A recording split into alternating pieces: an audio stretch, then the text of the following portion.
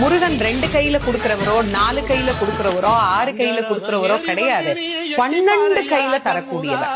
கேட்டவருக்கு கேட்ட வரங்களை அல்ல, நினைத்தவருக்கு நினைத்த வரத்தை விட அதீதமான நலன்களை வாரி வாரி வழங்கக்கூடியவர்.